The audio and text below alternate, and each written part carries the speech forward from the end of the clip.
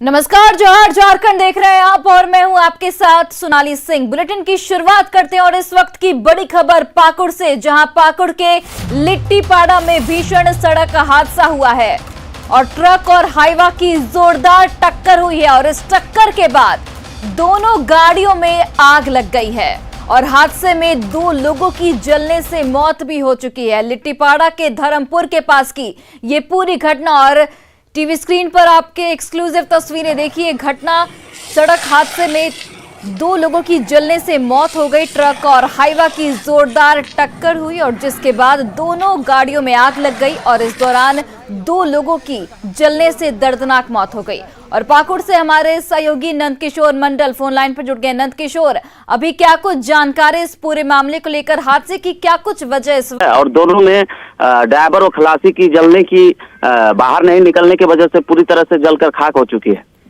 नंदकिशोर, क्या विजिबिलिटी की वजह से ये हादसा हुआ है? जी, इसकी अभी जानकारी प्राप्त नहीं हुई है। चलिए नंदकिशोर, बहुत बहुत धन्यवाद तमाम जानकारियों के लिए। और बड़ी खबर बोकारो से, जहां अमलाबाद ओपी इलाके के पर्वतपुर कोल ब्लॉक में चाल धंस गया। इससे कोयले के अवैध खनन में जुटे 4 मजदूरों के दबने की आशंका जताई जा रही है। ये मजदूर कोल ब्लॉक के पास के गांव के रहने वाले बताए जा रहे हैं। हालांकि पुलिस कार्रवाई के डर से मृतकों के परिजन सामने नहीं आ रहे हैं। आपको बता दें कि चंदनकियारी प्रखंड स्थित बंद पड़े पर्वतपुर कोल ब्लॉक में अवैध खनन जारी था, जिसमें अचानक चाल धंसने से उत्खनन कार्य में लगे कई लोग फंस गए। आनन फानन में कुछ लोगों को बाहर भी निकाला गया, लेकिन 4 मजदूर अंदर ही दबके रह गए हैं। हालांकि हादसे की आधिकारिक पुष्टि अभी तक नहीं की गई और न ही क्षेत्र में स्थानीय लोग इस संबंध में कुछ भी बता पा रहे हैं। जानकारी के मुताबिक इस हादसे में 1 महिला और 3 पुरुष दबे हुए हैं। और बोकारो से हमारे सहयोगी मृत्युंजय कुमार फोन लाइन पर जुड़ गए। मृत्युंजय, देखिए 4 मजदूरों के दबे होने की आशंका जताई जा रही है, लेकिन पुलिस इस मामले में अभी भी चुप्पी साध रखी है पुलिस ने। ऐसे में पुलिस पर भी सवाल उठते हैं। देखिए सोनाली जी, मैं आपको बता दूं कि पुलिस के अधिकारियों से अभी मेरी बात हुई है तो उन्होंने घटना से इनकार अब नहीं किया है। उनका कहना है कि चूंकि वो जो पर्वतपुर का जो कोल ब्लॉक है वो बीसीसीएल के अधीन है और वहां होमगार्ड के जवान बीसीसीएल के द्वारा तैनात किए गए हैं।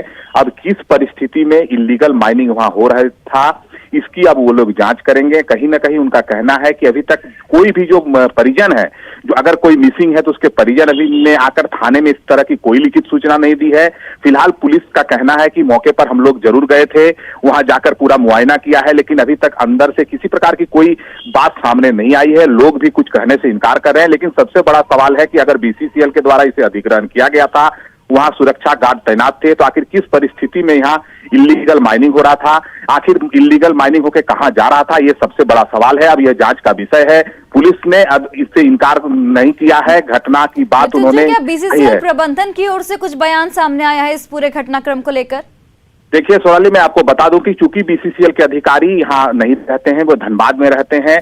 अब यह देखना होगा कि बीसीसीएल के अधिकारी इस घटना को किस रूप में लेते हैं। क्या वहाँ सुरक्षा गार्ड, वहाँ जो सुरक्षा अधिकारी है तैनात है, उस पर वो लोग किस प्रकार की बातों को अपने रखते हैं, अब देखने वाली बात है। अब जगह पर जैसे ही वहाँ पहुंचने के बाद ही पता चल पाएगा कि आखिर लोगों से जरूर पड़ताल की जाएगी कि आखिर किसके परिजन मिसिंग है, लोगों का क्या कहना है, अगर उस परिवार का क्या कहना है, अब वहाँ जाकर ही पता चल पाएगा। अभी हम लोग वहाँ जा रहे हैं और वहां जाने के बाद पूरी बातें जो है वो पूरी तरह साफ हो जाएगी। जी बिल्कुल। चलिए मृत्युंजय, बहुत बहुत धन्यवाद तमाम जानकारियों के लिए। और वहीं आंध्र प्रदेश के नेल्लूर में मछली कटिंग और पैकिंग कंपनी में झारखंड की नाबालिग के साथ दुष्कर्म की घटना घटी। इससे नाराज मजदूरों ने जमकर हंगामा किया, जिसके बाद मजदूरों को प्रबंधन ने बिना वेतन दिए ही काम से हटा दिया। ऐसे में झारखंड के करीब 1000 से अधिक मजदूर अपने अपने गृह जिले लौट आए हैं। इनमें से करीब 500 मजदूर खड़गपुर होते हुए धनबाद लोकल ट्रेन से जमशेदपुर के कई स्टेशन पर पहुंचे। दुष्कर्म की शिकार पीड़िता को प्रबंधन ने अपने साथ रख लिया है और मामले को रफा दफा करने की लगातार कोशिश की जा रही है। पूरे मामले को घाटशिला विधायक ने गंभीरता से लिया है। वहीं पीड़िता को झारखंड वापस लाने की कोशिश भी की जा रही है। भी तुम लोग को नहीं दिया जाएगा, तुम लोग अभी जस्ट 5 मिनट में निकल जाओ यहाँ से बोल रहा है। तो फिर क्या करेंगे, हम लोग निकल गए, पैसा वैसा कुछ भी नहीं था, वैसे ही हाँ ये भी बोला गया था कि लड़की से तुम लोग बात करने के लिए कोशिश करेगी तो तुम लोग का ऊपर केस किया जाएगा, वैसे हम लोग को बोला गया। तो फिर इतना तक बोला तो फिर उतना दूर क्यों जाना है, बोले जबकि वो लोग वो ही अब ये सुलझा रही है बात को, तो हम लोग क्यों ये करेंगे, हाँ वहाँ पे दरार डालेंगे। चलो हम लोग चले जाते हैं।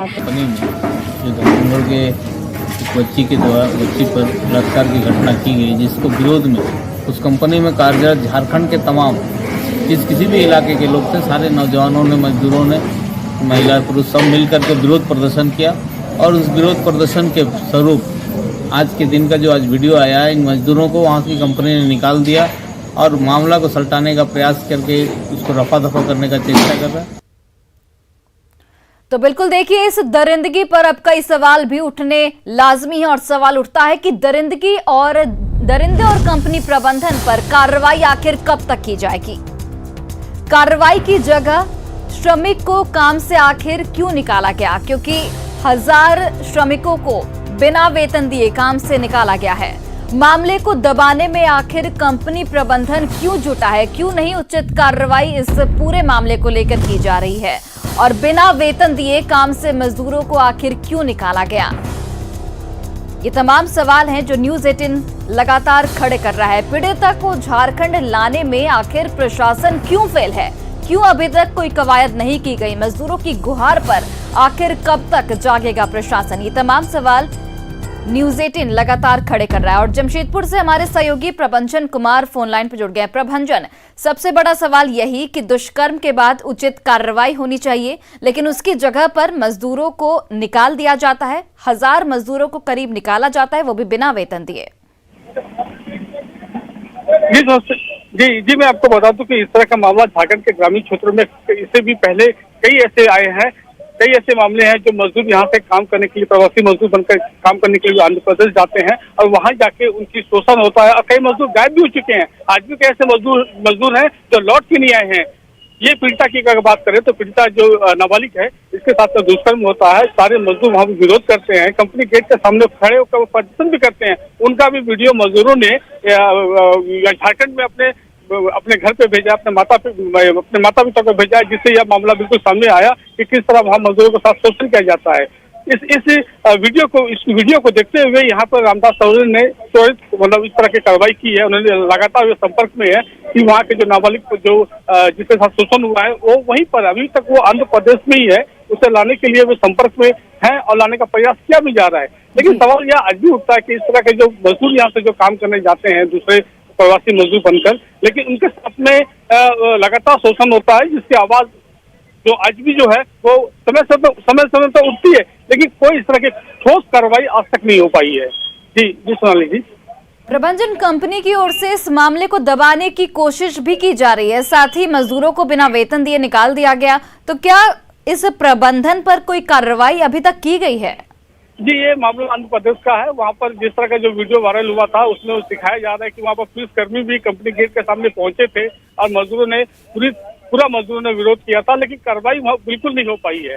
अब यह देखना यह है कि झारखंड सरकार जो है इसे किस मामले में लेती है, किस तरह वह ठोस अपना यहाँ से आंध्र प्रदेश से जो पीड़िता वहाँ पर जो है उसे लाने के लिए किस तरह कदम उठाते हैं, यह देखने का। लेकिन कार्रवाई की अगर बात करें तो आंध्र प्रदेश में अब तक ऐसा कोई कार्रवाई नहीं हुई है और नाबालिग को बहला फुसला के कंपनी ने अपने पास ही रखा है, उसे आने नहीं दिया जा रहा है।